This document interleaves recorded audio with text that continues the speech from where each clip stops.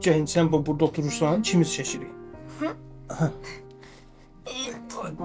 Mən buranı çəkirəm. Sən də buranı çəkirsən. Yaxşı? Yaxşı. Zürafə çəkəcəm. Çək. Hansından?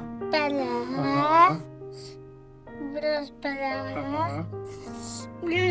Biraz da buradan götürürük. Biraz da sonra belə.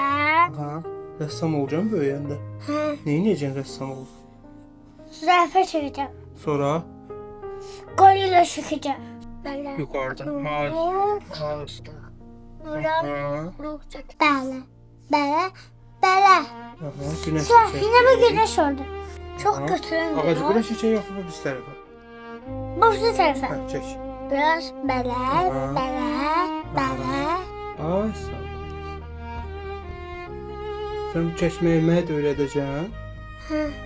Sen varcılığında ben büyüyende sana çekmeye doğru geçeceğim bu zürafeden çekmeye. Hə, sən büyüyəndə mən balaca olanda öyrədəcəm. Aferin. Kırmızı da götürüyor.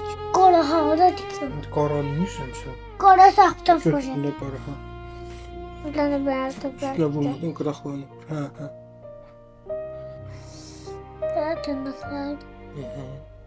Bak Bu da, bir şeydi. Bu zürafeydi. Bu da oturardı. Bu da ağaçtı. Bu da buluttu. Bu da güneşti. Bu da aferin. Lambo'du. Bu da zürafeydi. Hə. Her şeyi de çekmişik.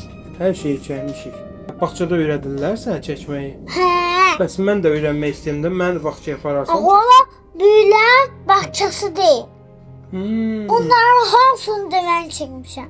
Oo. Bu büyükü de ben çekmişim. Mən elə bilmişdim ki, mən çəkmişəm. He. Bak. Ay Allah, bunun günəşinə bax elə. Nə gözəldir Heydər.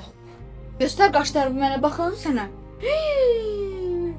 Vay vay vay, mamaya da göstər qaşlarımı Sərbi.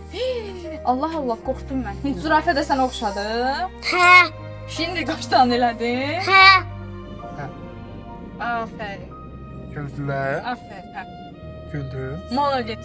Ağılı deməm onu. Bu renk de olsun. Yaxşı, olsun. Şimdi çekip kurtardık. Aferin sana.